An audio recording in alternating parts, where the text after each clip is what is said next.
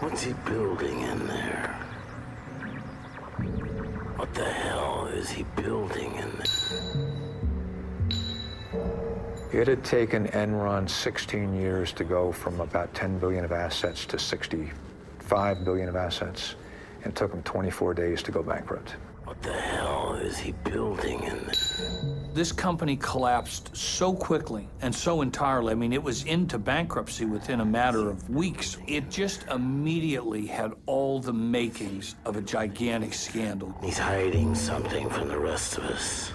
The fatal flaw at Enron, if there is one, you say it was pride. But then it was arrogance, intolerance, greed. So many of them were blinded by the money, that they didn't see that they were sinking their own lifeboat. We have a right to know. It just got hungrier and hungrier. Sooner or later, they were doomed to go off that cliff at 90 miles an hour.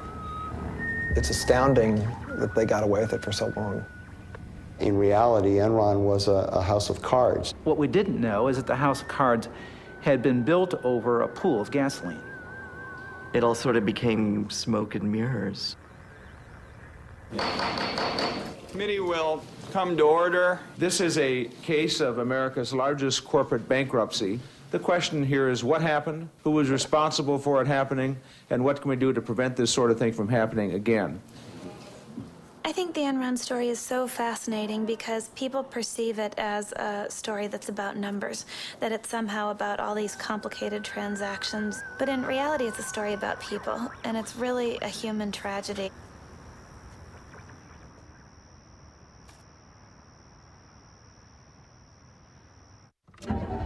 Mama may have, Papa may have, but God bless the child that's got his own, that's got his own.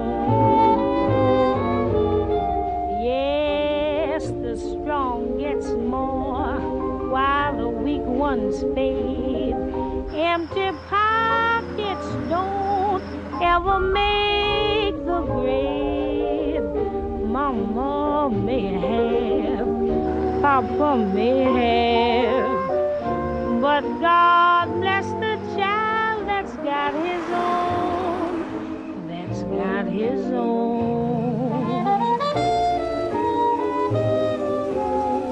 Money, you got lots of friends crowding round the door. When you're gone and spending ends. On this date at 2:23 a.m., Sugarland Police discovered John C. Baxter located inside his vehicle with an apparent gunshot wound to the head. At this time, there has been a suicide note located. Sort of convincing indication whether this was related to Enron's bankruptcy? We do know that he was an Enron employee, but as far as any other indications of why he committed suicide, no, we do not.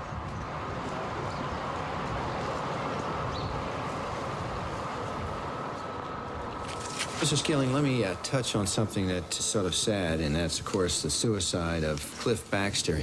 And you mentioned he was your best friend in your opening statement. Before he died, did you have many conversations with him? Yes. And were any of them relative to Enron? Yes. There's no one that knew Cliff toward the end that didn't realize that he was heartbroken by what had happened. And Cliff came over to my house and he said, they're calling us child molesters. He says that will never wash off. But Mr. Skilling, you don't believe that. I don't believe what? You don't believe that the press and everybody calling Cliff Baxter or yourself or anybody on the board of directors denigrating or tainting you, you don't think it's accurate. It's what you're saying to us here today. I do not believe, I did not do anything wrong that was not in the interest, and all the time that I worked for Enron Corporation, that was in the interest of the shareholders of the company. Ultimately, who was responsible for the downfall of Enron? Only a few years ago, Enron was the nation's 7th largest corporation, valued at almost $70 billion. Pundits praised the company as a new business model. This trading floor was manned by America's best and brightest, charting the futures of energy and power. And high above each with a private staircase, Ken Lay and Jeff Skilling had built their own plush staterooms. They were known as the smartest guys in the room, captains of a ship too powerful to ever go down. In the Titanic, the captain went down with the ship. In Enron, it looks to me like the captain first gave himself and some friends a bonus, then lowered himself and the top folks down in the lifeboat, and then hollered up and said, by the way, everything's going to be just fine. Like Skilling, Ken Lay said he hadn't done anything wrong. Word with you real quick, we're seeing it. Really not this morning. Thank you. Beyond the financial issues, some suspected a political conspiracy. Enron had been the largest corporate contributor to the first presidential campaign of George W. Bush. This is not a political issue. It is a business issue. You know, Enron had made contributions to a lot of people around Washington, D.C. And if they came to this administration looking for help, they didn't find any. To say no help here is like I did not have political relations with that man, Mr. Lay. What about the fact that George W. Bush calls Ken Lay Kenny Boy? That's my nickname for my husband, which he overheard. So it wasn't original with the president? Certainly wasn't. According to published reports, your husband earned about $300 million in compensation and stocks from Enron over the last 4 years. What happened to all that money? It's gone. It's gone. There's nothing left. This is the shredded evidence that we got that came out of Enron. We very quickly determined that the insiders had sold off $1 billion of their stock in the preceding several months. Did you convert stock worth $66 million? I don't know, but I don't have the records with me. Would that be surprising to you to learn that you did that? No, that would not be surprising. Mr. Fasto got only $30 million in stock proceeds from Enron, but he took another $30 million out with his side deals.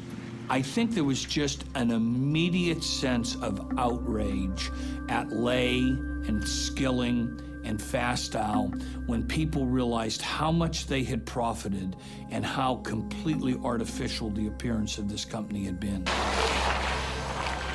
News of shredding at Enron raised more questions. What answers were lost in the torn documents?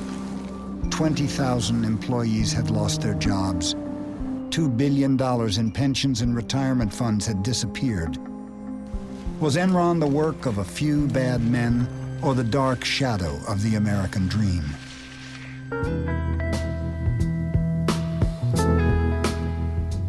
Lay comes to the story of Enron from very humble roots.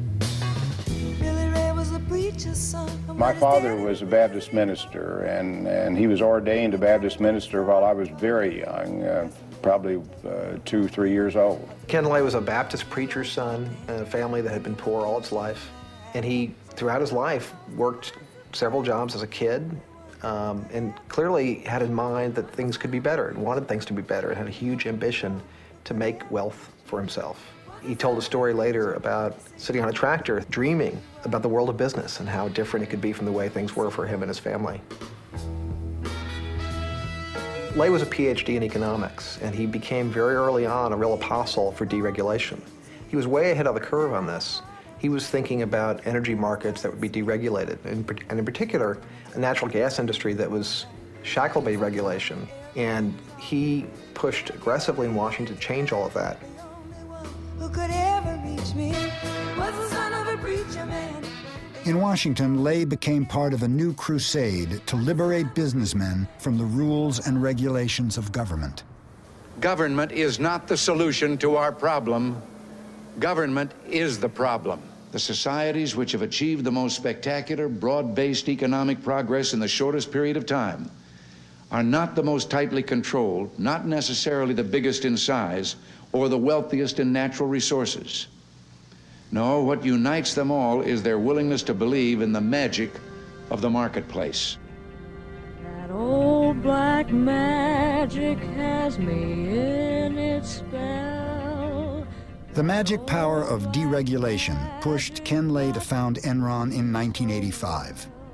Through a merger of vast networks of natural gas pipelines, Lay thought Enron would be poised to take advantage of the government's decision to let gas prices float with the currents of the market. Ken Lay had a view of deregulation from the standpoint of all the money that he thought could be made. Ken Lay wasn't alone. A couple of Texas oilmen shared his views on how to get government out of the energy business. I think they could sort of understand each other. It was, professional courtesy between a sidewinder and a timber rattlesnake. Lay was closer to the father, but while he was governor of Texas, George W. Bush was only too happy to make phone calls for Ken Lay. This absolutely has no precedent. This is by far and away the most important major relationship of a presidential family with a single corporation in American history. When Rich Kinder, one of Enron's executives, left the company, Lay arranged for a video Valentine. Rich, I've been asked to think of one thing I could say to you on your departure from Enron, and it'd be this: don't leave Texas. Well, Rich, you have been fantastic to the Bush family. I don't think anybody did more than you did to support George. And of course, at this stage in my life, and Barbara's too, that's what really matters, your family and your friends. Early on, George Bush Sr. helped secure billions in government subsidies for Enron International, and he helped promote Lay as deregulation's ambassador-at-large. Enron is a company that deals with everyone with absolute integrity. We want people to leave a transaction with Enron thinking that they've been dealt with in the highest possible way as far as integrity and truthfulness. He always wrapped himself in the cloak of moral rectitude. But there was one episode early on that raised questions about whether he was actually walking the walk. This was the Enron oil scandal, also known as the Valhalla scandal. While you were at Arthur Andersen, were you involved in an investigation at a company called Enron Oil? Yes, I was. The issue with the company in 1987 involved the misappropriation of monies by two traders. In 1987, two oil traders made bets for Enron on whether the price of oil would rise or fall. Oil trading is like gambling. Sometimes you win, sometimes you lose. But Enron Oil always seemed to win, much to Ken Lay's delight. I tried to explain to Ken Lay the tremendous risk that you have in that market. You can lose 10 times your original investment. A veteran trader, Mike Muckleroy, was suspicious of Enron Oil's steady, high profits. Well, this oil trading business had profits that nobody could really understand, and in fact that many of Ken Lay's lieutenants questioned. They said this business can't be making this much money legitimately. Something weird is going on. Something weird was going on. The first hint came from an anonymous tip about the president of the company, Louis Bourget. Bourget had taken some $3+ million of corporate funds and put it in a personal account of his. There were offshore accounts, phony books, and a trail that led from the company's treasurer, Tom Mastroeni, to a mysterious Lebanese speculator no one could find, M. Yass. What name did you suspect that was? My ass, and M. Smart. I said, that's Maxwell Smart. I mean, these guys are playing games. Bourget and Mastroeni were summoned to Houston. First, they presented falsified bank records to Enron. Then they admitted they had diverted company profits to personal accounts. It was brought to the attention of the Enron board. Auditors were brought in as well to look at the whole thing. At the board meeting, the auditors told Lay that Bourget and his traders were manipulating earnings, destroying daily trading records, and probably gambling way beyond their limits. The next day, we found out that Lay's decision was to basically change nothing as far as the operation's concerned, and the reason he gave was that this was the only part of the combined company that was making any money, and that he could not, kill the golden goose. The traders weren't fired or even disciplined. Instead, Enron sent a telex to Bourget. Please keep making us millions. Instead of reducing Enron's risk, Lay encouraged his traders to gamble more. But then, their luck changed. 2 months later, I got this panic call that they had drawn down $90 million in the previous 5 days. And what we could do is just try to find out what kind of gorilla we had loose up there. McElroy hopped on the next plane to New York. He knew Mastroeni had another set of books, and he would do whatever it took to get them. I basically stood over Tom and I told him one of two things was going to happen. Either one of the trading partners that was crooked with Bourget, who was a German arms dealer, was going to kill him, or I was. I said, I'll track you down and find you no matter where you go, and sooner or later I'll get you. The next day, Mastroeni came in with the real books. The traders had gambled away all of Enron's reserves. By acting fast, McElroy bluffed the market and managed to save the company. After Valhalla, Ken Lay maintained that he had been shocked that the traders had gambled so recklessly. But Ken Lay had known all along about the risks that were taken. He had seen the reports warning him about the traders' behavior. Since the fall of Enron, Ken Lay has said he can't be responsible for things he didn't know about. Sounds like what he said about Valhalla. Do you believe that he didn't know? I can answer only for one. I can answer for Valhalla, because Ken Lay did in fact know about this thing, because I had told him myself. The auditors adamantly told Mr. Ken Lay that the 2 rogue traders should be fired. Lay read the report and he read his budget and estimated how much the 2 rogue executives made, and if they were fired, what he could lose. My conclusion was that this guy is a guy who puts earnings before scruples rather than reacting to the dishonesty right in front of him. Mastroeni received a suspended sentence. Bourget was convicted of fraud and spent 1 year in jail. With his biggest moneymaker now behind bars, Ken Lay had a problem. Who could he find to make money for Enron? Every year, every day, every week, you have to come up with new ideas.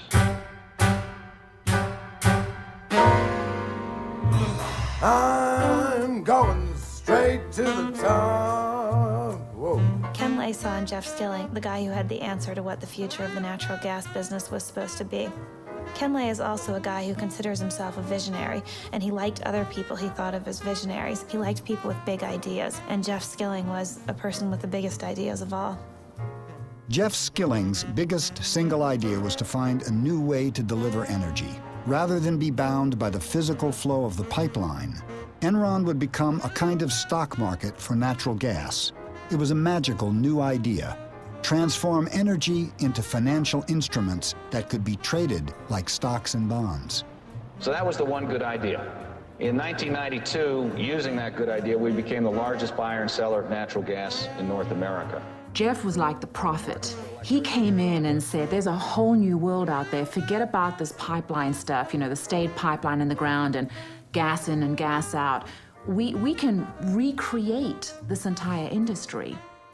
An attorney from Vinson & Elkins, Amanda Martin was one of the first executives hired by Jeff Skilling and became part of his inner circle. The excitement was palpable. You cannot imagine how proud we all were to be there. And then, of course, we had a leader who imbued us with a sense of confidence that if we were smart, anything could be accomplished. And then the bottom line, we began to make money. And that in and of itself was a reaffirmation that this could be big. Skilling saw the opportunity to build an industry new and to start a business from scratch, but he had one specific condition that had to be met before he'd join Enron, and it was that he'd be allowed to use a certain kind of accounting known as mark-to-market. Arthur Andersen signed off and the SEC approved it. I remember walking in and going, what's going on? And Causey and everybody, I mean, everyone was so excited, and in came the champagne, and we'd got mark-to-market accounting treatment. And I often think about how clear my memory was about that event. And that was the beginning of a major cog in the downfall, ultimately, of Enron. Mark-to-market accounting allowed Enron to book potential future profits on the very day a deal was signed.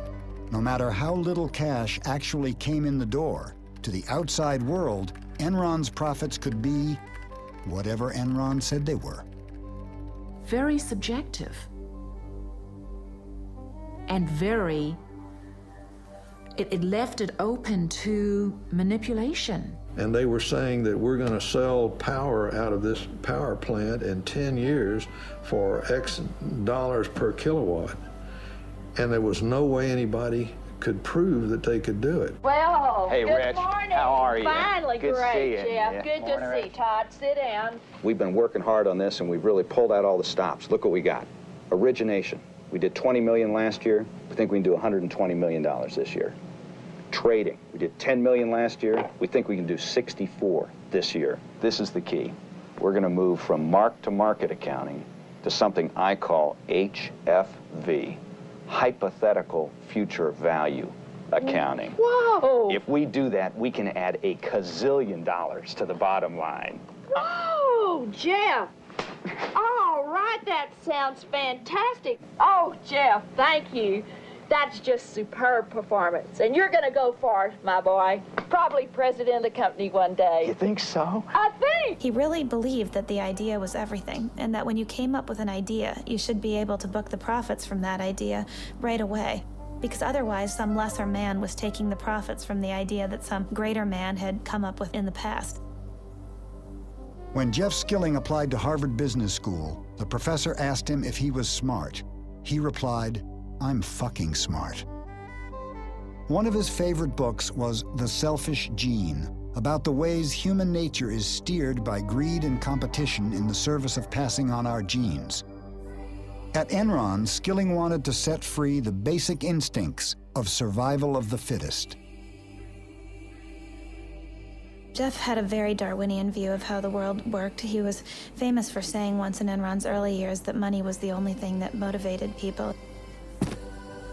Skilling's notion of how the world should work really trickled down and affected everything about how Enron did business. He instituted a system known as the PRC, or Performance Review Committee. It required that people be graded from a 1 to a 5, and roughly 10% of people had to be a 5, and those people were supposed to be fired. Hence, this came to be known as rank and yank. I personally am convinced that the PRC process is the most important process that we conduct as a company. I've never heard of a company yet that would be successful terminating 15% of their people every year just to satisfy the fact that the other employees had to vote on them. And so when you're being evaluated by that group, you are getting direct communication from Ken and me about what the objectives of the company are and how you fit with those objectives. It was a brutal process. The ability for a 25-year-old to go in and to be reviewed and to be superior, and as a consequence, get a $5 million bonus. I don't think that's repeated in many places in corporate America. Our culture is a tough culture. It is a very, very aggressive culture. 8 million on new deals. At Enron, no one was more aggressive than the traders. If I'm on the way to my boss's office to argue about my compensation, and if I step on somebody's throat on the way, that doubles it, well, I'll stomp on the guy's throat. You know, that's how people work. Is that your 4.5 mil? On the trading side, we got to be the biggest, baddest house in town. And by necessity, if you wanted to be in the market, you had to deal with Enron. Try to reconcile your big numbers here. Enron's traders were like the super powerful high school clique that even the principal doesn't dare to rein in. They had become the major engine of at least reported profits at the company. They took Jeff Skilling and Ken Lay's belief in free markets and turned it into an ideology. But they pitch it almost as a new economic religion. Enron Online will change the markets for many, many commodities. It is creating an open, transparent marketplace that replaces the dark, blind system that existed. It is real simple. You turn on your computer, and it's right there. That's our vision.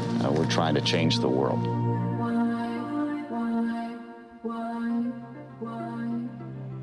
I think Jeff Skilling had a desperate need to believe that Enron was a success. I think he identified with Enron. He proclaimed at one point, "I am Enron." The other thing about people at Enron is a lot of them were former nerds, and including Jeff Skilling. He had been paunchy, he had big glasses, he losing his hair, and Jeff Skilling one day kind of woke up and decided to change himself. And he started working out, lost a lot of weight, but he really did remake himself through sheer will and force of personality. When Jeff got LASIK on his eyes, everybody at Enron got LASIK, so nobody was wearing glasses. I think Jeff Skilling is really a tragic figure in a classic sense of the word. He's a guy that people describe as incandescently brilliant, but he's also a guy who is radically different than he at times portrays himself. He's portrayed himself as somebody who has very tightly monitored risk. In reality, he's a gambler. He gambled away huge sums of money before he was 20 years old by making wild bets on the market. To Jeff Skilling, risk was glamorous. He was a huge risk taker. He actually talked about wanting to go on trips that were so perilous that someone could actually die.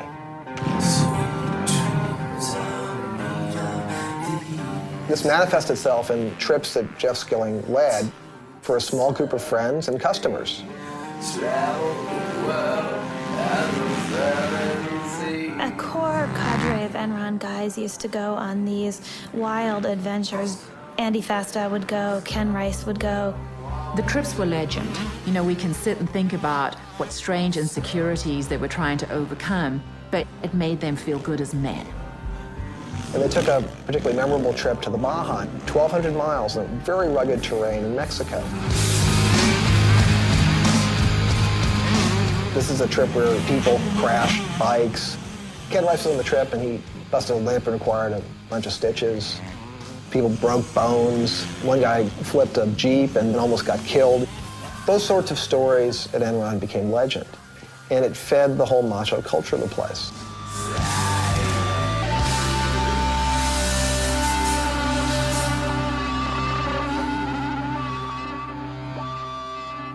Jeff Skilling had a way of describing people that he liked. He said, I like guys with spikes. He liked somebody with something extreme about them.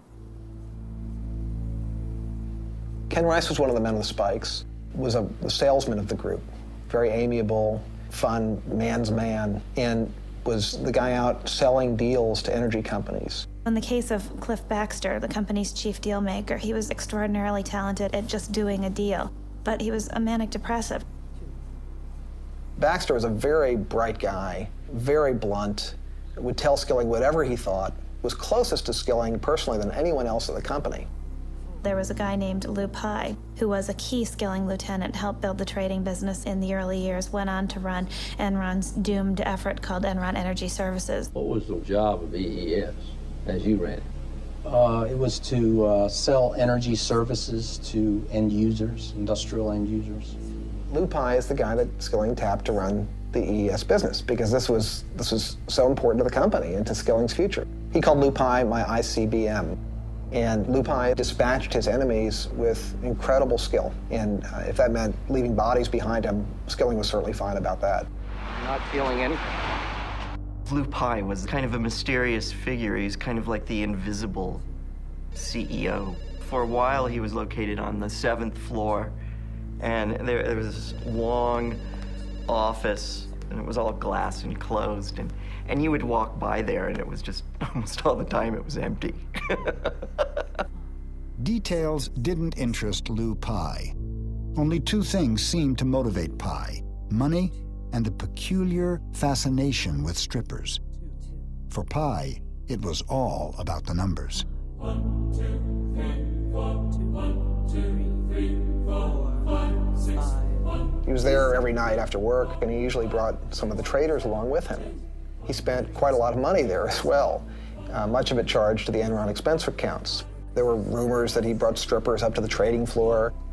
Almost everyone knew the story. The story is that because he's kind of a mild, soft-spoken, almost meek individual, that maybe the strippers didn't even believe he was the CEO. So he took him up to his office, and I guess they put on a little show for him there. 1, 2, 3, 4, 5. One night he was at a club, and one of the guys said, you know, Lou, all the rest of us are single. You know, we don't have any problem, but how do you keep your wife from smelling the stripper's perfume on you? And Lou said, oh, I've got a secret. So I stop in at a gas station on the way home, and I spill a little gasoline on myself, and it kills the scent. So the other guy shot back, said, but Lou, doesn't your wife then think you're fucking the gas station attendant? In the context of Lou Pye, everyone was horrified. The pall fell over the table because Lou Pye was not a man to trifle with. 2 days later, The guy who told the joke, as Enron legend has it, was dispatched to Calgary, Canada. Lou Pai lost all interest in running EES as soon as the numbers got high enough. I netted approximately $100 million. But I don't know if that number's accurate, plus or minus 20 million. And he actually left Enron with more money than anybody, $250 million, because he sold all his stock in Enron after he got a divorce from his wife in order to marry his stripper girlfriend who had had his child. His exit from Enron was as mysterious as his presence there. Just sort of one day, we all learned that Lou Pai was no longer the CEO of EES. Though Lou Pai flew away from Enron with $250 million, the divisions he left behind lost a total of nearly $1 billion. But Enron managed to disguise that fact. Lou Pai became the second largest landowner in Colorado. It was the number. It was always making those numbers and looking, it was, to me, the real mythology is high school mythology, that, you wanted to be the most popular guy on Wall Street and you were going to do whatever you had to do to stay there. And Jeff understood those rules better than I think anyone else.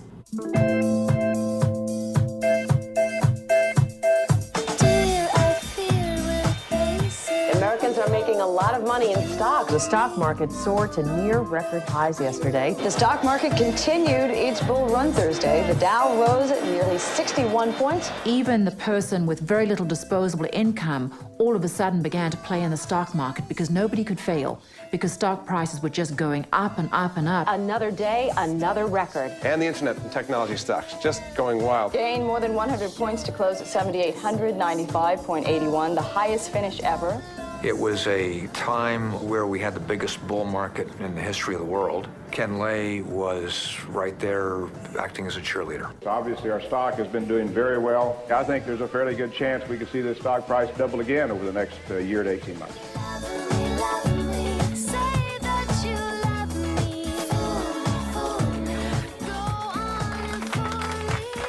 Enron mounted a campaign to capture the hearts and minds of stock analysts. The natural gas stocks include Enron. We're never satisfied, and I don't want us to ever be satisfied with the stock price. It should always be higher. Enron posted a 30% jump in second quarter profits as web-based trading boosted its wholesale energy business. The game was played on Wall Street in such an established way throughout the 1990s. As long as a company met or exceeded the analysts' projections for quarterly earnings per share, the stock went higher.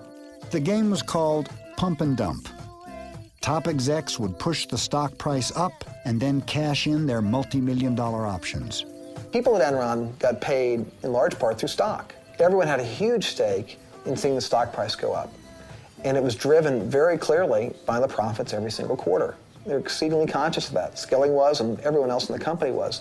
They posted the stock price on the elevator. You were surrounded by the health of the company. What's the stock price doing? We were consumed by it.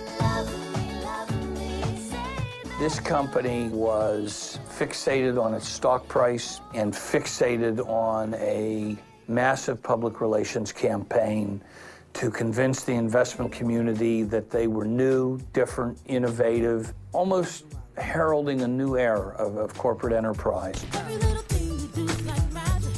Come work for us! We encourage our people to do new things, try new things, experiment, step out. We begin by attracting the kind of people that are more comfortable in an environment of change. You know, when you work for Enron, you're going to see the newest thinking. You're going to see the newest markets opening up. Enron Online, a fabulous, fabulous story. Probably put on. They were so good at their acting that they convinced corporate America that they were smarter than anyone else. Alan, with our sincere thanks and admiration, we are pleased and indeed honored to award you the Enron Prize for Distinguished Public Service. Power business continues to grow at 25%. They continued to sell the company as being a very stable place where it could predictably increase profits 10 to 15% a year. In fact, to get to those numbers, Enron was doing all sorts of questionable things, taking enormous risks. We like risk. because you make money by taking risk. Take time to do new things. Can be taught, gotta move. Do what you wanna do. Who to tell you not to? By all accounts, Enron was soaring. No matter who you are, no matter who you be.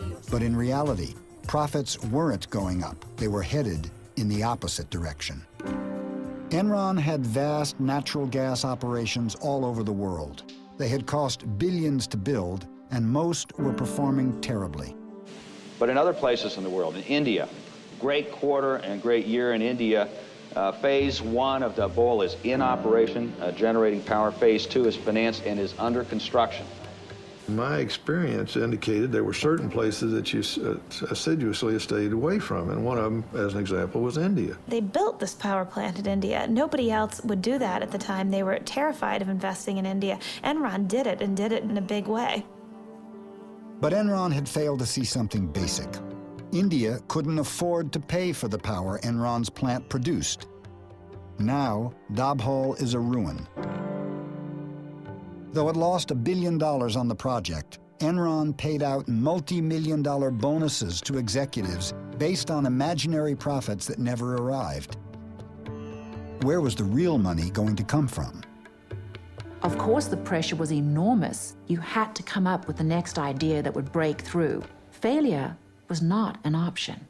A flurry of buyouts in the corporate world. The biggest, Enron, announcing a buyout of Portland General.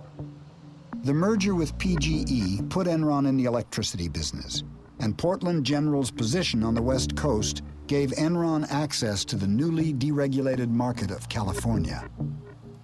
The merger, we think, it uniquely positions us to ultimately become the largest marketer of electricity and natural gas at both the wholesale and retail level nationwide. What brought all this on was with deregulation. They said that we would not survive unless we joined forces. Enron, I'd never heard of them until they were going to buy us. They slid in here, and when they purchased PGE, all the PGE stock became Enron. Just went through, stamped every one of them. I looked around me, and all the guys that were buying all this Enron, they were doubling their money. And that whole time since then, I put the maximum I could into my 401 and savings. Portland General, again, good earnings and cash flow. It's what they call in Wall Street a trust me story. People that had been gas pipeline workers that for decades kept all their money in the company because they thought it was as traditional and safe an investment as it had always been, and it wasn't anything close to that. Should we invest all of our 401k in Enron stock? Absolutely. Don't you guys agree? Another one.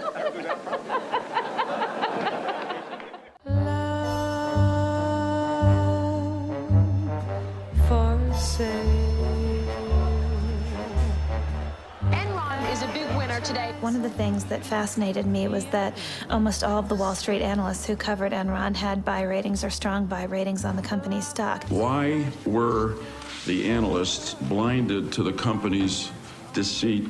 We relied on the information that was available at the time. I trusted the integrity of the company's certified financial statements and the representations of the company's management. And we've been absolutely upfront with the analysts. Jeff Skilling was the critical component in creating the Enron illusion. Time and time again, when we had a question to the sell-side analysts that they couldn't answer, the response was, I'll give Jeff a call. I'll run this by Jeff. By giving Jeff a call, the analysts weren't analyzing at all. They were willing to believe virtually anything Enron told them.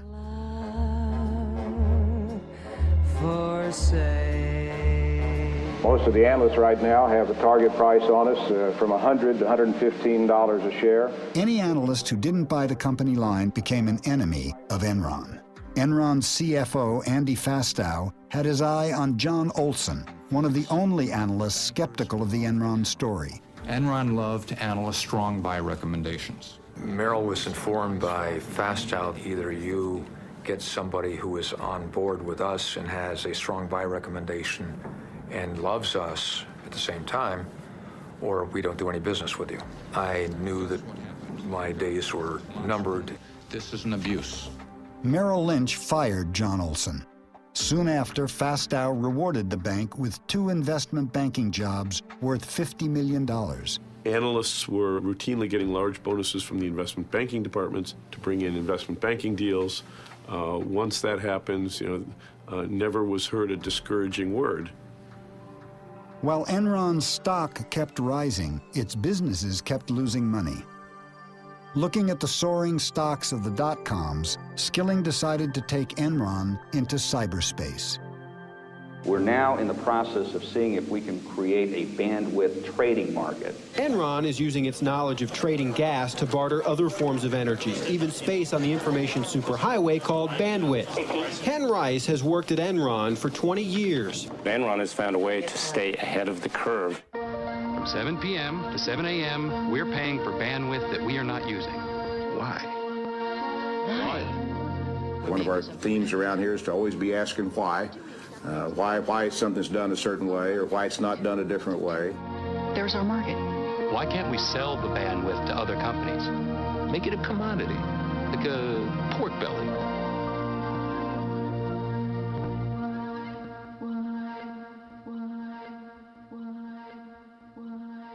Just last week, Enron captivated Wall Street with its bold move into broadband, teaming up with Blockbuster to deliver movies on demand.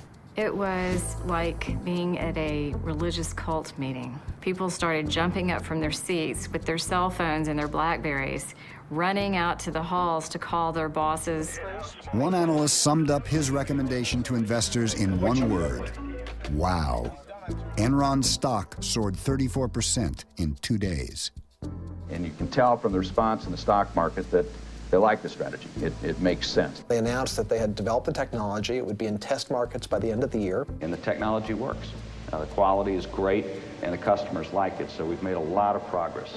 The truth was that Enron was just struggling with the technology for video on demand. The technology didn't work, and the deal with Blockbuster soon collapsed.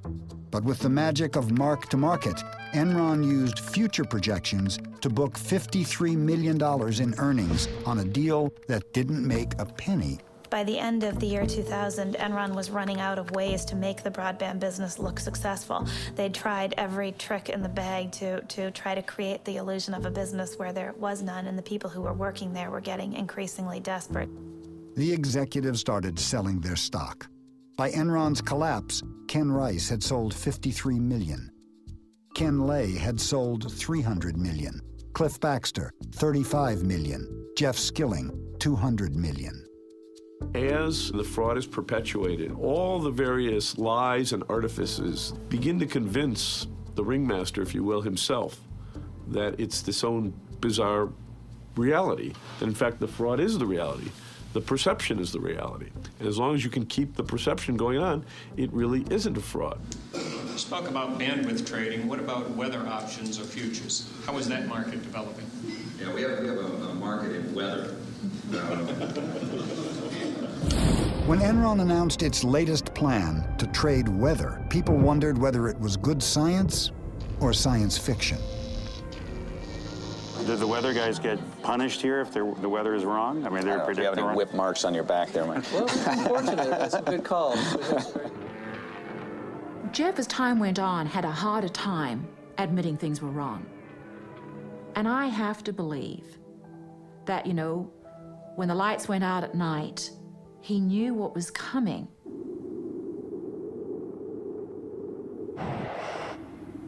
I would liken it to the Titanic when you've got a captain who's saying maintain full speed and they bump into a couple of icebergs and then they still keep full speed going. The captain of this ship, Enron, he ignored all the warning signs, and there were plenty of them. And the captain of the ship was? Kenneth Lay.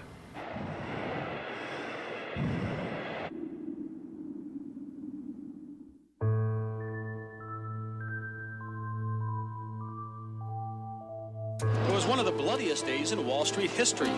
Shares plummeted 31%. Tech stocks led Friday's fierce sell-off. This is really a great wake-up call. Millions of nervous investors following the huge drop on Friday. The Dow Jones... Enron was especially a big deal by the end of the year 2000 because by then most internet companies had already begun to fall and everybody on Wall Street was looking for the next big thing.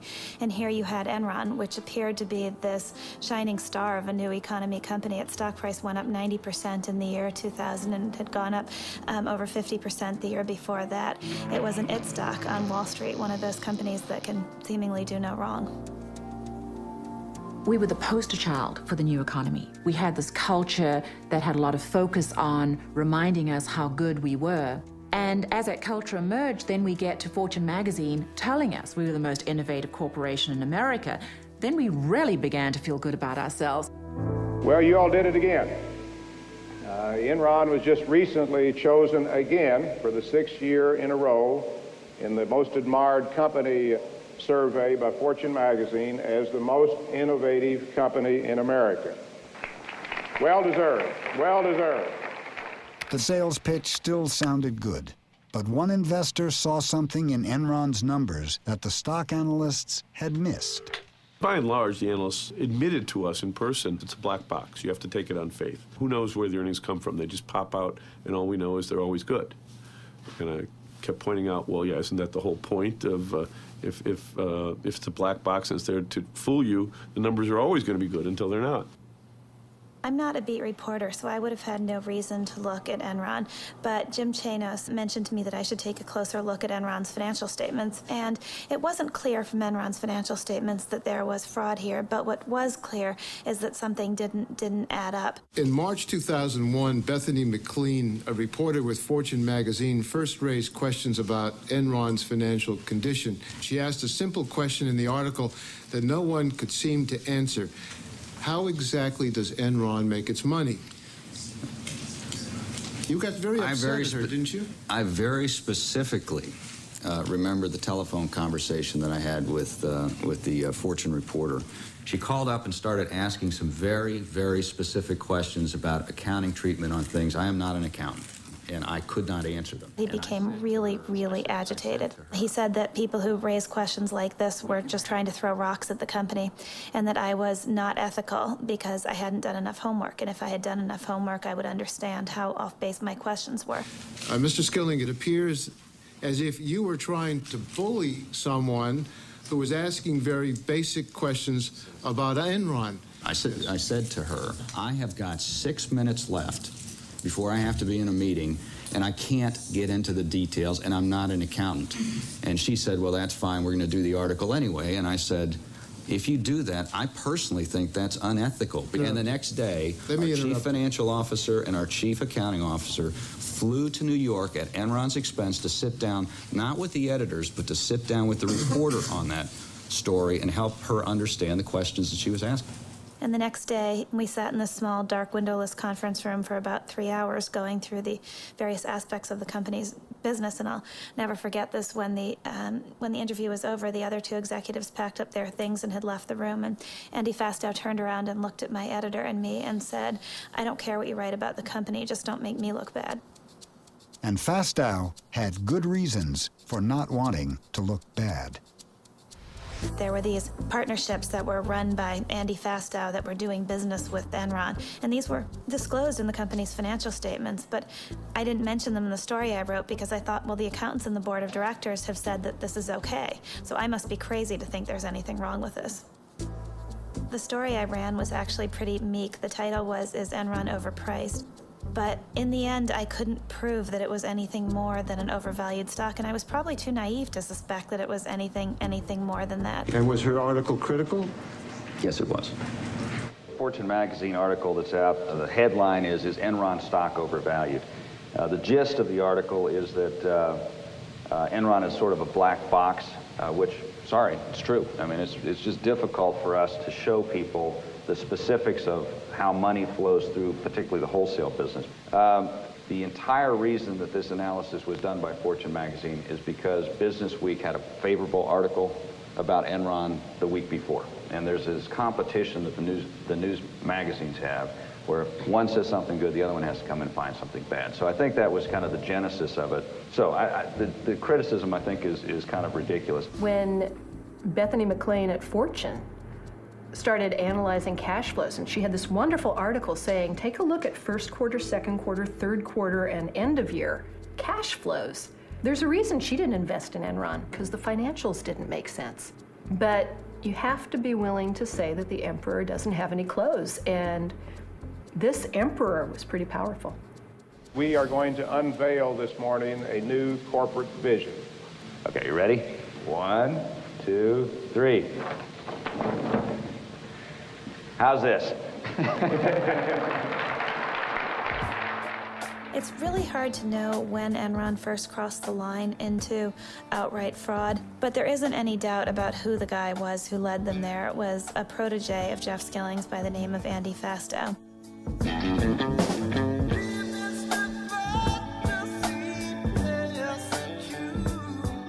Andy Fastow was Enron's chief financial officer.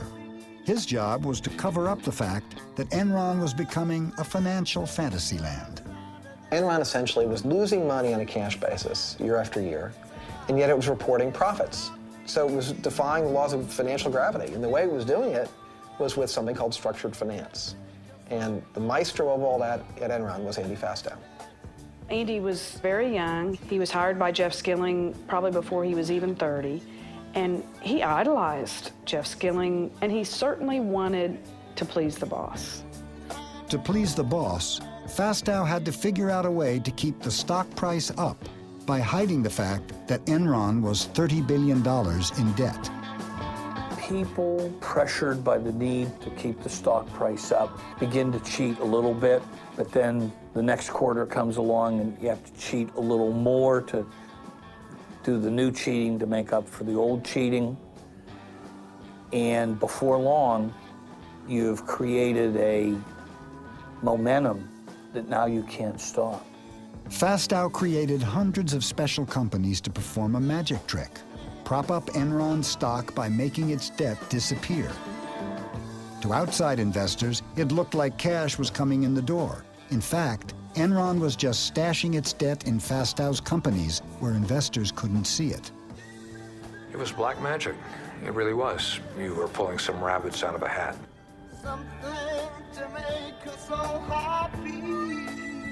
They could bury debt, they could bury losses. Many of the companies had exotic names: Jedi, Chuko, Raptors.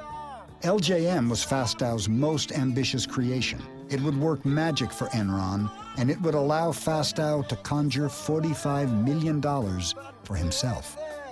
Instead of $450 million in equity, we only invested. Andy, in many ways, was someone we all knew didn't have a strong moral compass.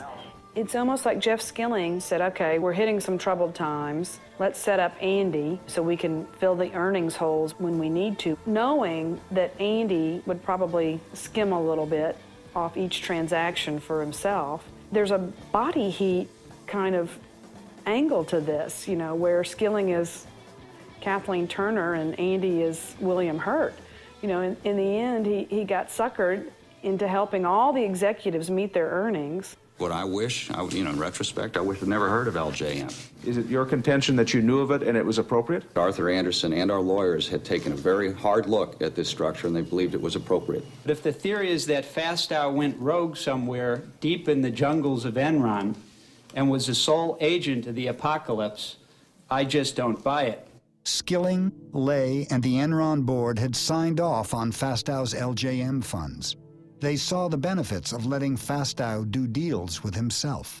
It is in Enron's best interest because Enron needs the capital, number one. In a secret videotape that surfaced after the bankruptcy, Fastow can be seen selling LJM to a group of Merrill Lynch bankers. He pitches them on the benefits of investing in a fund that only buys assets from Enron.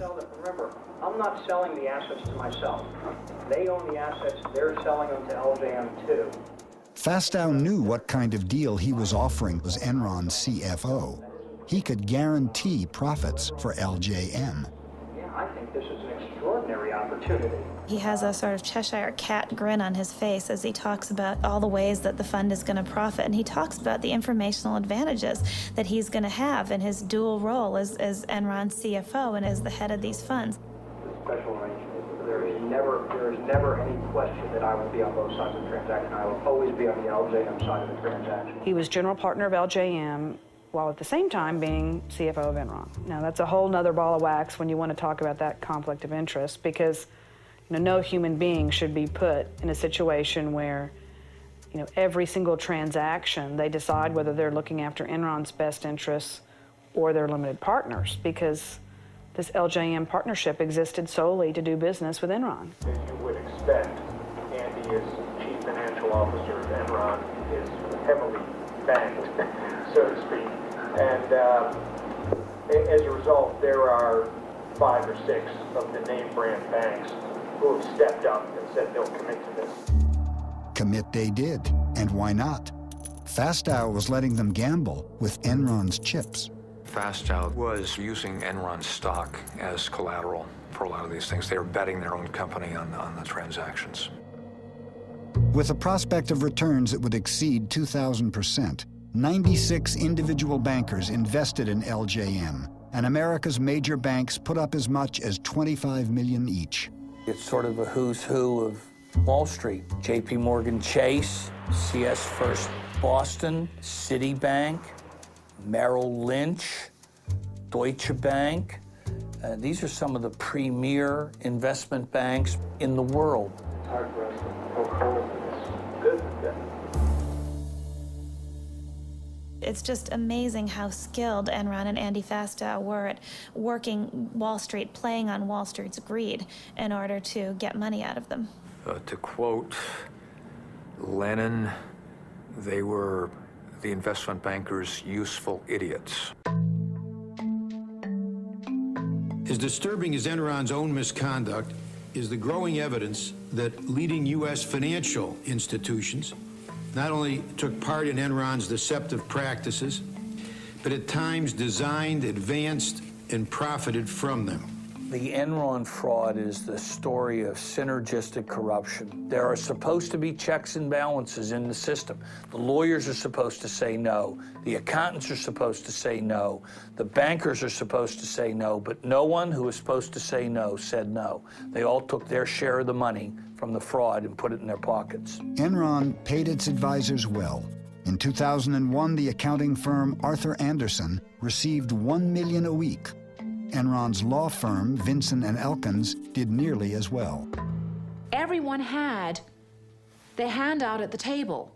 They were all being paid, and as long as Enron continued, they received their fees. They were a part of the process. So it's hard now to say, oh, we didn't know anything. Had we known then what we know now about Enron's practices, we would not have engaged in these transactions with Enron. The facts that we now have come to light about Enron, however, were not known at the time. I believe that the Citigroup professionals involved with these transactions acted in good faith. I'd like you here to look at one Citi email, Exhibit 333I. The email trail here is all too lurid. Oh, for instance, one email I remember where the banker writes, Enron loves these deals. They produce cash, but they don't have to show the debt on the balance sheet. Now, a high school student can figure out that the banks were all knowing participants in this wrongdoing. Merrill Lynch assisted Enron in cooking its books by pretending to purchase an existing Enron asset when it was really engaged in a loan. The accounting sham involved the sale of an interest in 3 Nigerian barges. Nigeria is a long way from Manhattan, yet for some reason toward the end of the fourth quarter in 1999, Merrill Lynch suddenly decided to buy 3 Nigerian power barges from Enron. Nigerian power barges have nothing to do with Merrill Lynch's business. It was a blatantly illegal transaction. It was just taking the barges, getting them off Enron's books, having Merrill Lynch, if you will, warehouse them for 5 months, and then buying them back. Mr. Martin, you've testified here today that there was no guarantee, and you said that under oath. Here's a document saying that the head of your whole division here was going to confirm that understanding. Over the year 2001, Skilling became increasingly despondent. He'd always been a moody guy, but people who knew him said he became just increasingly volatile, show up for work unshaven, looking blurry-eyed. And I think it was the battle of holding these two totally disjointed thoughts in his mind at the same time. One is Enron, a superstar company, and the other of feeling like it was all crumbling away. The first cracks in Skilling's public image appeared in a conference call with analysts in April 2001. And then Jeff Skilling took questions. And about midway through the session, there was a questioner who was sort of aggressively wondering out loud why it was that Enron as a financial services company, in effect, could not release a balance sheet with its earnings statement like most financial institutions do. You're the only financial institution that can't produce a balance sheet or a cash flow statement with their earnings. Well, thank you very much. We appreciate it. Appreciate it. Asshole. And then quite audibly, you could hear Skilling say, asshole. And then he said, asshole. As I understand, you call him an asshole. And this just caused unbelievable amounts of consternation all across Wall Street because people thought a Fortune 500 CEO losing it like this, publicly calling an investor an asshole. If I could go back and redo things, I would not now have used the term that I used. Mark Palmer, Enron's chief PR guy, even ran a note up to Skilling telling him to apologize, and he just took the piece of paper and tucked it under the pile of papers on his desk. And afterwards, Enron's traders, who had erupted in cheers when Skilling called this guy an asshole, made him a sign. There was a play off Enron's motto, Ask Why, and the sign said, Ask Why, asshole. My personal feeling was that Jeff looked at the numbers, and he knew that we were in a massive hole. It was the only time, but I saw him truly, truly worried about keeping the stock price up. And he just kept saying to me, I don't know what the hell I'm going to do. The broadband business was in complete meltdown, and there were all sorts of other problems that Jeff Skilling, as the company's chief operating officer, was wrestling with. In the middle of all of this, Ken Lay walks into Jeff Skilling's office holding up fabric swatches for the new G5 $45 million corporate jet he wanted to buy. And he said to Jeff, asked him a very important question, which of these cabin configurations do you like best, Jeff? While Ken Lay was stressing over the corporate jet, EES was headed for a crash landing. Facing $500 million in losses, Lou Pye's top lieutenant, Tom White, wondered how EES could show a profit by the end of the quarter. One of the things that was always a strange occurrence at Enron was for weeks before a quarterly report, we would be under the impression that we weren't going to make our numbers. But then somehow, miraculously, we always made the numbers and then some. But then a question was asked to Tom White, how is it that we made the numbers? And his answer was one word, California.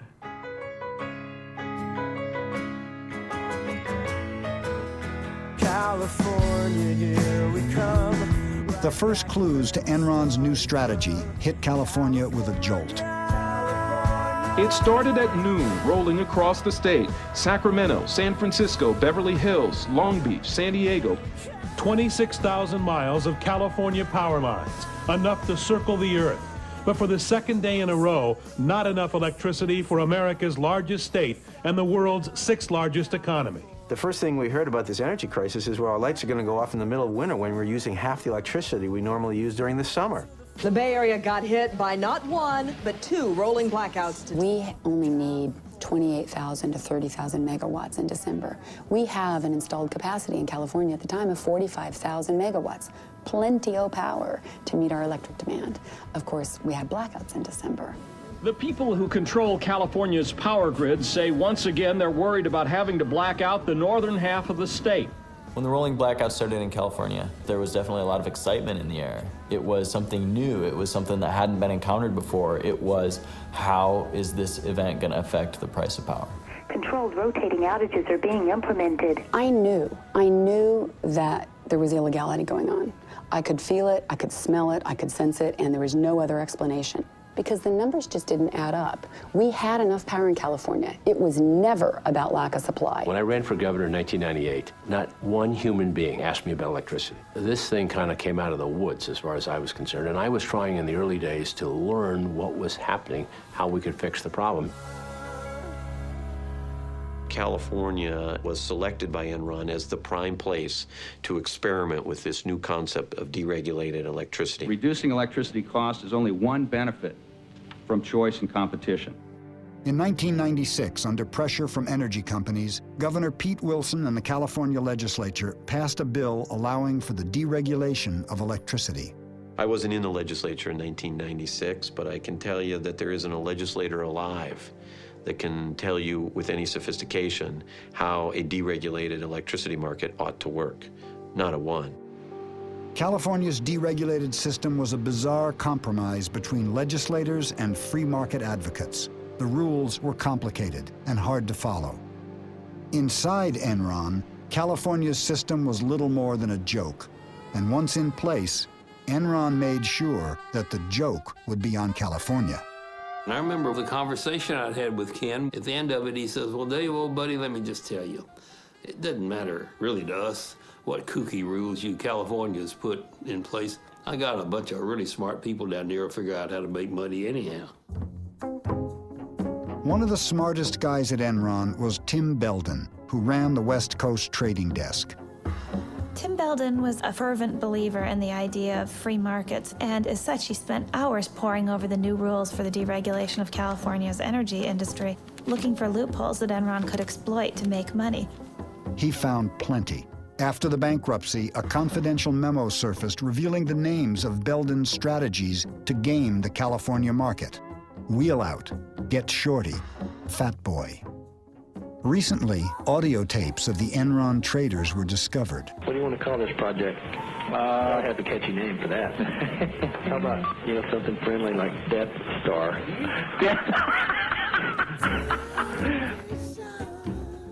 The tapes revealed Enron's contempt for any values except one, making money. Hey, John, it's Tim. The regulatory is all in a big concern about is we're wheeling power out of California. He just steals money from California to the tune of $1 million. Can we rephrase that? Okay. He arbitrages the California market to the tune of $1 million or $2 a day. Right?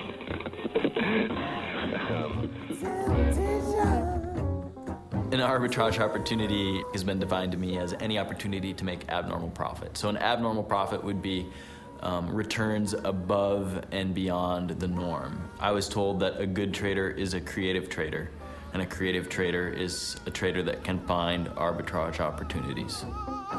One of those opportunities was called Ricochet. I'll see you guys. I'm taking mine to the desert. In the midst of the energy shortages, Enron traders started to export power out of the state. When prices soared, they brought it back in. So we fucking export like a motherfucker. You're getting rich. Trying to. Traders would stay after a 12-hour shift and pore over maps of the Western energy grid. What are the permutations and combinations of ways to move power around the West? And I think that that's something that Enron knew better than any other energy marketer in the country, period. We know all of the California imports. We know all of the California load. We're getting pretty spoiled on with this money. You said you were getting a little scared. We're making a little too much, and I tend to agree with you. These are two traders, Traders.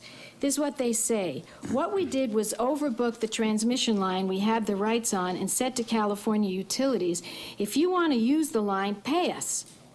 By the time they agreed to meet our price, rolling blackouts had already hit California, and the price for electricity went through the roof. Did you have any knowledge that this was happening? The only thing that I'm aware of, Senator, is there was a difference of opinion on the rules of the independent system operator. It was just set up. The rules weren't quite clear. We have traders here from Enron who were saying they did something wrong, but you don't see anything wrong. I have one last question, and then I am done. Traders soon discovered that by shutting down power plants, they could create artificial shortages that would push prices even higher. Hey, this is David up at Enron. There's not much demand for power at all, and if we shut it down, could you bring it back up in 3 or 4 hours? Oh, yeah. Why don't you just go ahead and shut her down then, if that's okay? Okay. When you see 2 or 3 energy companies with 30, 35% of their entire capacity down for maintenance on a single day, and as a result, the price of electricity skyrocketing 300 or 400%, and then a week later, someone else does it up in Northern California, you begin to believe something's not smelling right here. I want you guys to get a little creative, okay, and come up with a reason to go down. Like a forced outage type thing. Right. Those guys, at the flip of a switch, could just yank the California economy on its leash whenever they wanted to, and they did it, and they did it, and they did it, and they made so much money. The heart of it is that an industry that went for 100 years, from the days of Edison, built the best electrical system in the world, sold the power at reasonable prices to consumers, and was very reliable, was all of a sudden turned into a casino. These strategies made some money for Enron, but the real money was made by betting that the price of energy would go up. It did, and the West Coast traders made nearly $2 billion for Enron. There's nothing wrong with the capitalism. There's nothing wrong with the free enterprise. You can't treat electricity like you treat oranges. It's the lifeblood of the society. It can't be stored. You can't turn these people loose and let them just have a, quote, free market, because a free market is goddamn expensive to customers. There would be ample supply available at the right fucking price. Oh, sure there would. And it wasn't just Enron. Every company traded according to the rules that California put up there. And we're the future of Enron. And we're fucking making $500 million for Enron. Can you believe that? Yeah. We'll definitely retire by we're 30. We're talking about a commodity that normally trades in the $35 to $45 range. High prices are when it gets in the 50s. Or $1,000. Prices aren't going to stay at $1,000 forever. It weeds out the weak people in the market. Get rid of them, and you know what? The people who are strong stick around. The Enron traders never seem to step back and say, wait, is what we're doing ethical? Is it in our best long-term interests? Does it help us if we totally rape California? Does that advance our goals of nationwide deregulation? Instead, they sought out every loophole they could in order to profit from California's misery. Temperatures in California are hitting higher than 100 degrees, fueling wildfires and fears that California's strained power grid could once again near collapse. What's happening? There's a fire under the core line. It's delayed from 45 to 2100. Burn, baby, burn. That's a beautiful thing. I was never comfortable on the trading floor at Enron. And if I had questions, I didn't ask them because I didn't want to know the answer. I didn't want confirmed what I suspected might be true. That what I was doing was, in fact, unseemly, or was at least unethical, if not worse. Why did the traders do what they did? Was it their multi-million-dollar bonuses? Or had Enron found a way to exploit the darker side of human behavior? In the early 60s, Stanley Milgram tried to figure out what characteristics there were of evil people. Was there an evil strain, or could normal people do really bad things? And so he set up this experiment. In the experiment, he had an actor playing an experimental subject and a real experimental subject. You want to step right in here, learner, and have a seat there? They went into this room, and he had an experimenter say, we're going to see if mild electric shocks will help people memorize lists. Incorrect. You'll now get a shock of 75 volts. Oh. Soft hair. He kind of did some yelling in there. The Milgram experiment has a lot to say about Enron, because I think people lost their sense of morality. Like Milgram, once you accepted the idea that behaving inhumanely was okay, you could do anything. And the shocks increased with the number of mistakes that they made. I can't stand the pain. Let me out of here. Can't stand it. I'm not going to kill that man today. The subject, the real subject, is begging the scientist-looking person to stop too, and the scientist only says, the experiment requires that you continue. Please continue. Go on, please. You accept all the responsibility? The responsibility is mine, correct. Please go on. In a way, Skilling was almost like the guy telling those people below him that it was okay to up the power. 420 volts. California's electric utilities may have to pull the plug on millions of customers.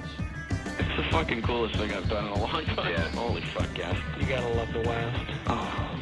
435 volts. During the height of Wednesday's blackout, fire crews had to free people trapped in elevators. All the money you guys stole from those poor grandmothers of California? Yeah, Grandma Millie, man. But she's the one who couldn't figure out how to fucking vote on the butterfly ballot. Now she wants her fucking money back for all the power you charged right up her ass. 450 volts. Yeah, they're out there having fun in the warm California southern. We must continue. Go on, please. You're going to keep giving what, 450 volts every shot now? That's correct. Continue. It's kind of hard to say, well, we should be, we shouldn't do this even though it's allowed because, I mean, that's what we do. Right. So the best that could happen is fucking an earthquake, let that thing float out to the Pacific and put them fucking candles. 450 volts. Milgram's discovery was disturbing. 50% of the subjects were willing to shock to the death, so long as the commands came from a seemingly legitimate source. Yeah, they're out there having fun in the warm California southern. Tonight I'm declaring a state of emergency in California to give the state the authority and the resources to keep the lights on in California. The governor, who's been basically capitulating to the demands of the energy companies and the utility companies, needs to put his foot down. We wanted the governor to send in the state police or the National Guard to seize control of the power plants and put them back online. And I thought we didn't have to take over every plant. We really only had to take over one, because then they would know he meant it. I'm going to get the $9 billion back that Enron, Dynergy, and Reliant stole from us and get it back to you. Despite what the people in California think, Enron's making money despite California, not because of California. The year-long energy crisis would cost the state of California $30 billion. The markets in California are the most regulated markets in North America today. And that's what's causing the problem. California is never deregulated. Enron buy stock today. We are doing the right thing. You're the good guys. We are the good guys. We are on the side of angels. Oh, I can't help myself. You know what the difference is between the state of California and the Titanic? And this is being webcast. I know I'm going to regret this. At least when the Titanic went down, the lights were on.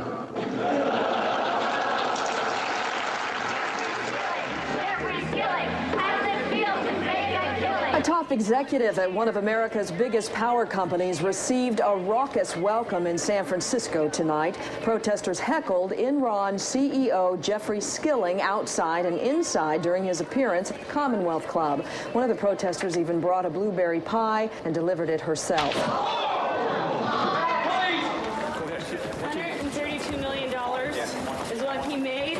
We have a 50% hike in utility rates. Consumers in California are angry, and they should be. And if we had anything to do with this, then we are the stupidest people in the world. I work for an organization. Every day people call saying they can't pay their electricity bills. Millions of dollars off in California. Get out. When the tidal wave of public anger started to grow, Ken Lay flew out here and convened a meeting of friends, and I guess he had a little more foresight than we did. He invited Arnold Schwarzenegger, brought them together at the Peninsula Hotel, and had a lunch meeting. The notes from that meeting really still have never surfaced, but we know that Ken Lay's pitch was, we've got to stay the course with deregulation, and the market will correct itself and everything will turn out fine. Now, at the time, we didn't understand really why he was so concerned, but now we do. The fact is that Ken Lay was out here because he understood that Enron itself was a house of cards, and if deregulation were to collapse, that Enron itself would collapse. But Ken Lay had a trump card. In the midst of the energy crisis, his friend George W. Bush became president. I, George Walker Bush, do solemnly swear. I, George Walker Bush, do solemnly swear. Ken Lay is going to be Secretary of Energy? Get out of here. No. How great would that be for all the players in the market? It'd be great. I'd love to see Ken Lay be Secretary of Energy. Ken Lay did have easy access to the Bush administration. On April 17th, he met with Vice President Dick Cheney and strongly argued against the imposition of federal price caps in California. We're doing everything we can to help in California on a short-term basis. There's not a lot you can do. You can't manufacture kilowatts in the West Wing of the White House. We're fighting with both hands tied behind our back. We no longer have the power to stop this.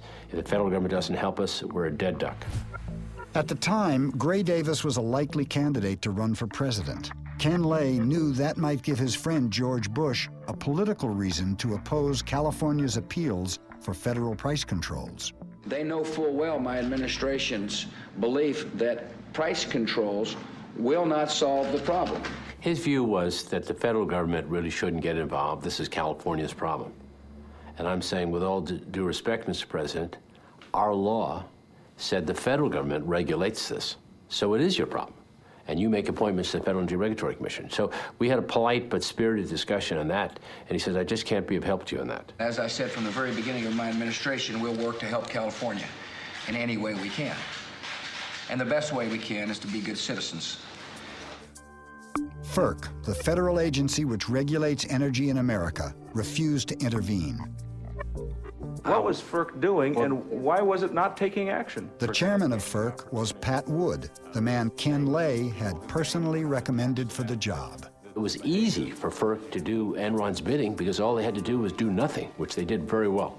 Federal regulators are being pressured to act by the now Democratic-controlled Senate, where hearings... A Democratic Senate forced FERC to impose regional price caps.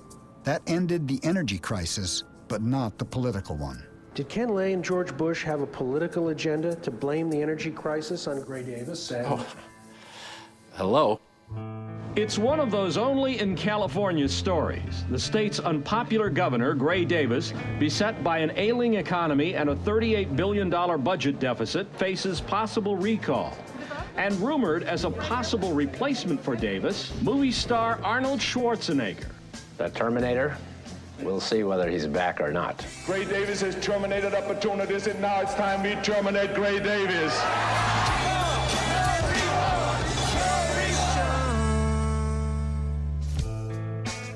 Could I predict a phony energy crisis as a result of deregulation? Yes. Could I predict that Arnold Schwarzenegger would be our governor as a result of deregulation? Never would have come up with that. That's like a bad science fiction movie. Apparently we have all been wrong. It is pronounced California. Ladies and gentlemen, the governor of the great state of California, Arnold Schwarzenegger.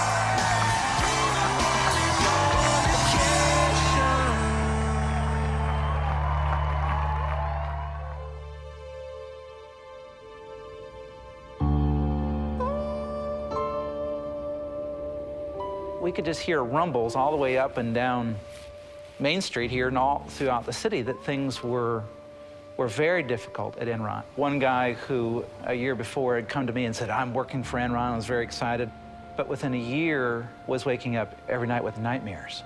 I've got no life left, and I feel like I'm being consumed by this company. As doubts began to surface about the company and the erratic behavior of its CEO, Enron's stock began to fall. I remember one of the most poignant meetings I'd ever had with Jeff. I had left Enron, and I had come over to talk about whether or not I would return to Enron. I said, Jeff, you've got a real problem. The traders, they will cut your throat if they think it will get them to the trough sooner. Jeff was silent. And he looked out the window, and he looked back at me and he said, yeah, Amanda, you're most likely right. By the end, the traders ran Enron. You know, the inmates had taken over the asylum. All through the summer, the stock continued to decline. There was a buzz that a major announcement was going to take place, but we all thought that Ken Lay was leaving Enron and that he had been asked by the Bush administration to join his administration. But that wasn't the case at all. It was Jeff Skilling announcing that he was stepping down as a CEO, and that took everyone by surprise. No one could believe that. CEOs generally don't just resign out of the blue without a well-orchestrated PR campaign beforehand to pave the way so there's no disruption, there's no questions, there's no front-page stories, which of course is exactly what happened. It was at that point that I knew the architect of the disaster knows that it's crumbling and the rat is leaving the sinking ship. 2 days later, I met with him and Ken Lay, because I had informed the company that I was going to downgrade the stock on Skilling's resignation. I asked Jeff Skilling, are there any more shoes to drop?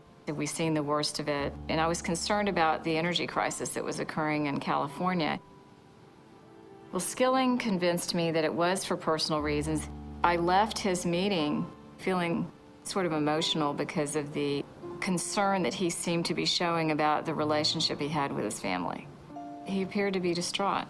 And I remember saying to an investor, if he's not telling the truth, then it's a good thing he quit his day job because he needs to go to Hollywood.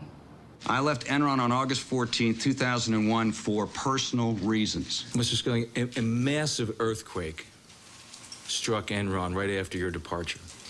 And people in far inferior positions to you could see cracks in the walls, feel the tremors, feel the windows rattling. And you want us to believe that you sat there in your office and and had no clue that this place was about to collapse. On the day I left, on August 14th, 2001, I believe the company was in strong financial condition. I think he was smart enough, and he didn't even have to be that smart. He had seen documents that I think predicted the future.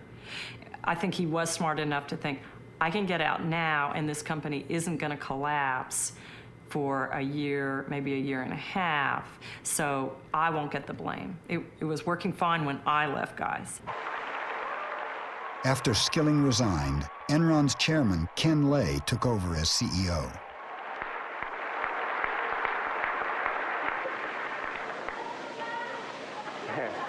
Boy, I didn't expect that.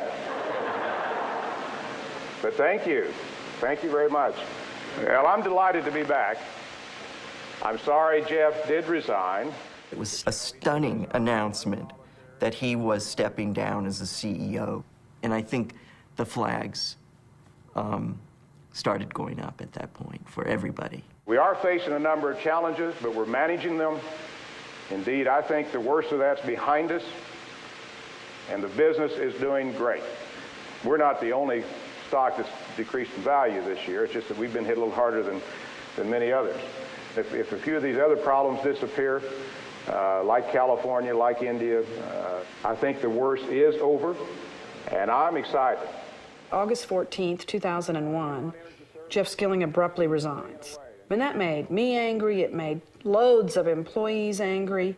I mean, there was a real sense of betrayal by the employees. I mean, this was, you know, Jim Jones feeding us the Kool-Aid and then deciding not to drink it himself. The day after Skilling resigned, Sharon Watkins sent a letter to Ken Lay.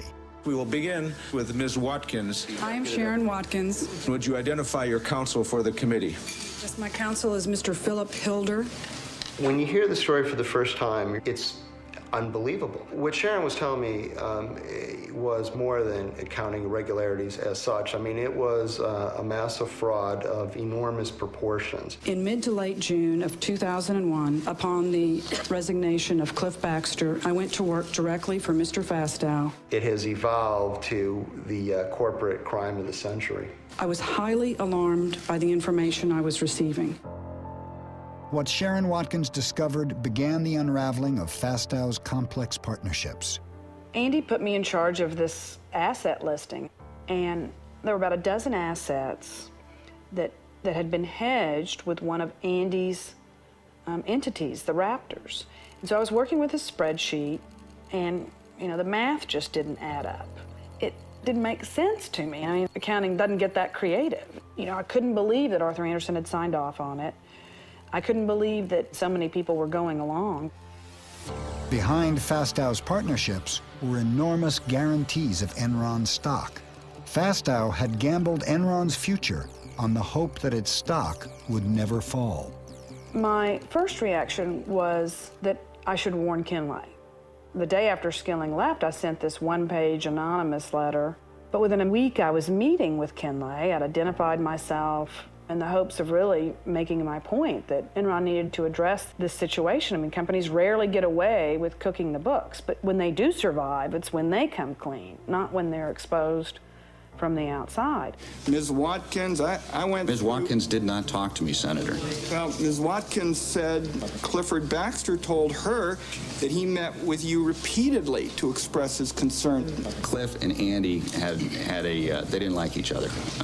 They had a very strained personal relationship, and Cliff's issue had nothing to do with the appropriateness or inappropriateness of the transaction. I'd mentioned Cliff Baxter in these memos. And I remember I made the comment to him, well, you're one of the good guys. You know, you were one of the people fighting against this, and it'd be all right. And he said, oh, I don't think it's going to be all right for any of us involved in this. When I started working on the book with Sharon, I was interested in writing about a whistleblower. People don't really appreciate what she did and the bravery that it took in that company. Andy Fastow would not have put his hands in the Enron candy jar without an explicit or implicit approval to do so by Mr. Skilling. I can't for the life of me see what basis she would have for suggesting that I would know some of that. I mean, how would she know that? And I don't see that it's at all inconsistent that there would be some things I don't know if some people purposely kept me from knowing some things. I felt like I was one lone voice within Enron saying, look, we've committed horrible fraud. And of course, all hell broke loose. Within 6 short weeks, Enron was spinning out of control. Probably in more normal circumstances, I would have had a few more words to say about September the 11th. Just like America's under attack by terrorism, I think we're under attack. And of course, now we've got the SEC inquiry, informal inquiry.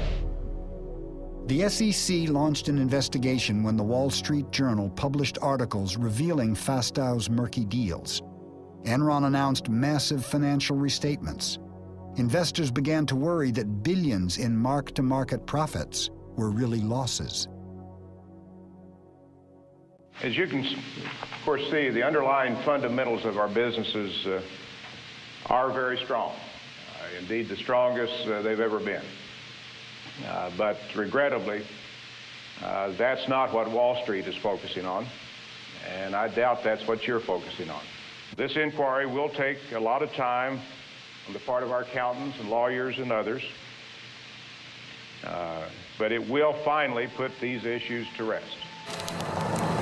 At the very moment Ken Lay was talking to employees, only a few blocks away, Enron's accounting firm, Arthur Andersen, had begun destroying its Enron files. On October 23rd, Andersen shredded more than 1 ton of paper. Despite the rumors, despite the speculation, the company is doing well, both financially and operationally. He was making all kinds of statements, reassuring employees, and not just employees, reassuring investors. We have no accounting irregularities. The company's in the best shape it's ever been in. Now, from the standpoint of Enron stock, we're going to bring it back. We're going to bring it back. All right, we're down to questions. And I've got a few up here. I would like to know if you are on crack. If so, that would explain a lot. If not, you may want to start because it's going to be a long time before we trust you again. It certainly wasn't clear to anyone at Enron, much less anyone outside of Enron. It wasn't really clear what was going on or what was going to happen. I know this is there's a lot of speculation about Andy's involvement. I and the board are also sure that Andy has operated in the most ethical and appropriate manner possible. The next day, Andy Fastow was fired when the Enron board discovered that he had made more than $45 million from his LJN partnerships. Question, Mr. Fastow, is how could you believe that your actions were in any way consistent with your fiduciary duties to Enron and its shareholders or with common sense notions of corporate ethics and propriety? How do you answer, sir? Mr. Chairman, on the advice of my counsel, I respectfully decline to answer the questions based on the protection afforded me under the United States Constitution. Andy, in many ways, I think he was set up as the fall guy. All of the Enron executives were saying, there's your man, Andy Fastow, he's the crook. You know, he's the one that stole from Enron, stole from LJM. He's the one that cooked the books. Go after him. I've thought about this and thought about this, and it couldn't have just been a few executives at Enron that made this happen. If you think of the banks involved, Chase, Morgan, Citibank, the billions in loans, Arthur Anderson. What about Vincent and Elkins, the lawyers that represented us? There had to have been complicity across the board because it was all too easy. All too easy.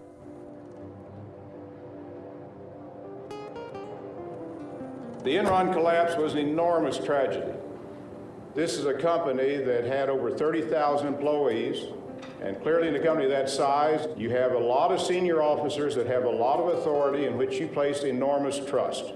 Clearly in this case, there was at least one, Andy Fastow, that betrayed that trust. To the extent that I did not know what he was doing, that he obviously didn't share with me what he was doing, then indeed I cannot take responsibility for what he did. I never heard him say, I take responsibility for a thing. Sounded to me like the wonderful movie Chicago. I was reminded of the puppet strings and the dancers and the tap dancing and pointing at the gun, the gun, the gun. I mean, everybody's in step but Johnny. I continue to grieve, as does my family, over the loss of the company. Linda and I saw our net worth reduced from several $100 million down to something less than $20 million on a net worth basis. And of course, as you said, about $1 million or less in liquidity. I don't know whether I'd be rather be shot as a crook or as an idiot. I believe the only venue for me is the ride of broken dreams. Oh, you mean the Enron ride? Let's go. Enron hit the national psyche. It hit it as sort of the time-tested lesson, and that is if it looks too good to be true, sometimes it is. We're all gonna be rich! We broke even!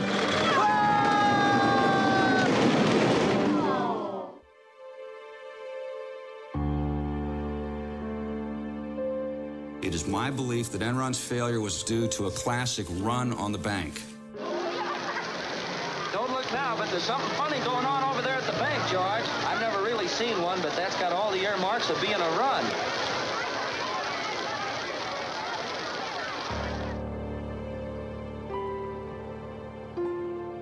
On December 2nd, 2001, less than 4 months after Skilling's resignation, Enron declared bankruptcy.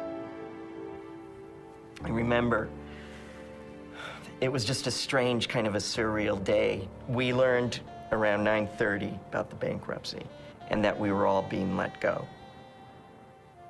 We all felt like we were on the Titanic and the last lifeboats had long gone and we were just now on the sinking ship. We had 30 minutes to leave the building, and at that point, it was no longer like being on the Titanic. It was kind of like being on the Lusitania. The torpedo had hit, and there's 20 minutes to get out. There's a lot of disbelief. Very few of the rank and file people ever dreamed that Enron would actually go bankrupt.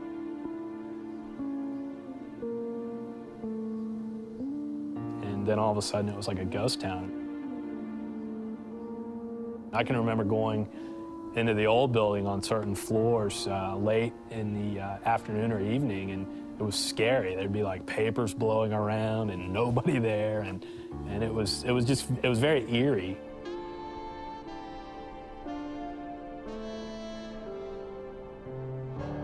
Mr. Skilling, your opening statement was extremely compassionate to the employees. And I want to show you a tape, and I believe we have it ready to go. Listen to this. Should we invest all of our 401k in Enron stock? Absolutely. Don't you guys agree? Why is it that you had begun unloading your stock pretty heavily before that date, and yet led the employees to think they should keep buying stock? Ms. Senator, I have been a major shareholder in Enron Corporation, and you can take the videotape to mean what you want it to mean. I was a supporter of Enron Corporation. You know what happened to those people. They lost everything. I feel terrible about what happened to the employees. Well, at one time, things were really rosy for us, and we all had some really nice-looking 401ks and pensions, and it peaked, and then it just started going down and went lower and lower and lower. At the peak, I had about $348,000, and I sold it all for $1,200. Was what I got for it when it was done. While Enron's stock was plummeting, the retirement accounts of Enron's rank-and-file workers were frozen. We were frozen out of our accounts. It was right about $32, I believe. And over that time, from when it was frozen to when it opened up, I think it went down to 9. And we could not access it. And what came out later that was so bad was the fact that Ken Lay and Skilling and all the top people were moving their money then, but we couldn't. The insiders had sold off $1 billion of their stock. Compare that to the lineman who worked for a state-owned utility company for most of his life, put away money each month, and what's he have to show at the end of the day for his years of hard and decent labor? He gets a big goose egg. And Pi is out in Hawaii somewhere with $350 million in the bank. That's wrong.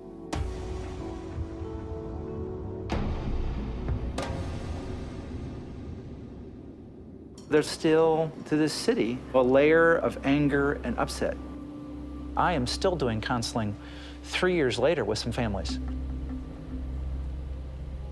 With some of those who are most reflective, it's gone to a deeper layer. And they are looking at the corporate culture itself in this country. You know, you can gain the whole world, and all the trinkets and all the trophies of the world, the corner office, and all the perks. And you really can lose your soul in the midst of this. On January 25, 2002, 7 weeks after the Enron bankruptcy, Cliff Baxter committed suicide. With the media hounding him because he was mentioned in my memos, and the fact that he had been sued civilly because he'd cashed in for about $30 million worth of stock, I guess it all came crashing down on him. I think Cliff's suicide note tells it all. You know, where there was once great pride, now there is none. It's very hard for me to talk about Cliff. We were very close for many years. And he was a wonderful, wonderful man. But a lot of who Cliff was tied up in how he had succeeded at Enron. It is hard to look at your life's work and say, it's failed. But you have to take a long, cold look at yourself and say, who was I? Who did I become? And realize that you may have seen your shadow. Andy Fastow pled guilty to conspiracy to commit wire fraud. He agreed to forfeit $23 million in assets. His sentence was reduced to 10 years in exchange for testifying against other Enron executives. Why Enron? Why not WorldCom or Tyco or Global Crossings? Ultimately, in Enron, the fatal flaw was the sense that brains and wiliness could outthink the way that the system eventually will work. In 2004, Jeff Skilling was indicted for insider trading and conspiracy to defraud investors. Pleading innocent, he paid his attorneys a retainer of $23 million to defend him. Enron should not be viewed as an aberration, something that can't happen anywhere else, because it's all about the rationalization that you're not doing anything wrong. We've involved Arthur Andersen, we've involved the lawyers, the bankers know what we're doing. There's a sense, the diffusion of responsibility. Everyone was on the bandwagon, and it can happen again. Enron's accounting firm, Arthur Andersen, was convicted of obstructing justice. With its reputation for honesty destroyed, America's oldest accounting firm fell along with Enron, and 29,000 people lost their jobs.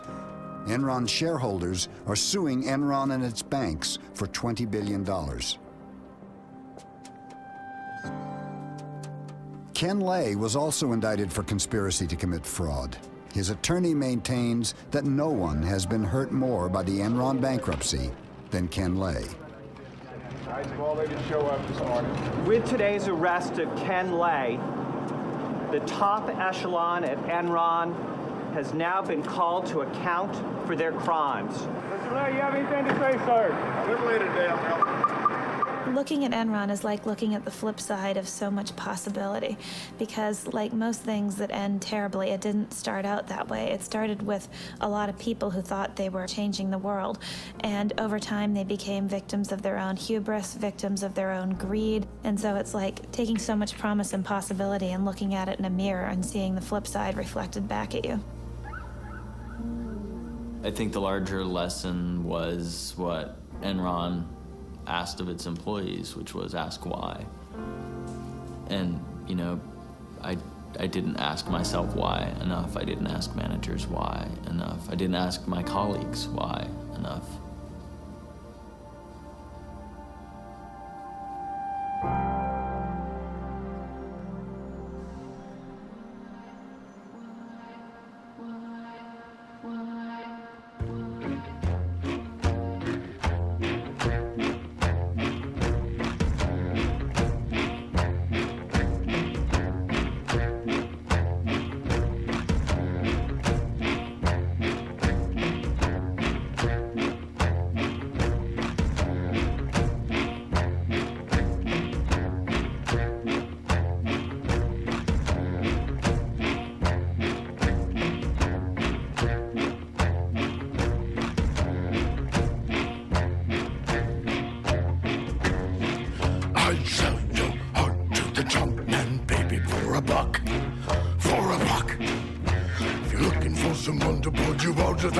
You're out of luck. You're out of luck. Ship is sinking. The ship is sinking. The ship is sinking. There's a leak in the boiler room. The poor, the lame, the blind. Who were the ones that we kept in charge? Killers, thieves, and warriors. God's away. God's away. God's away.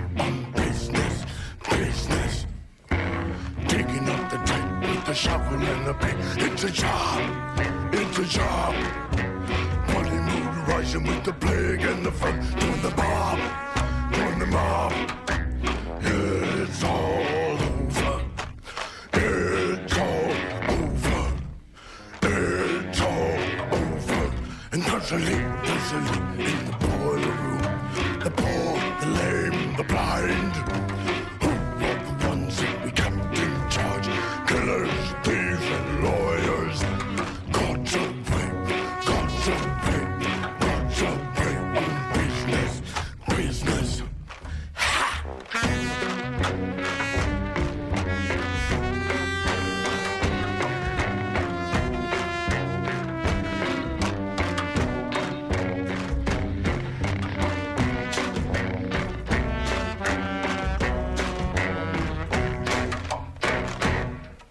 Goddamn, there's always such a big temptation to be good, to be good. There's always free cheddar in a mousetrap, baby. It's a deal, it's a deal. God's away, God's away, God's away on business, business. God's away, God's away, God's away on business, business. I narrow my eyes like a coin slot, baby. Let her ring, let her ring.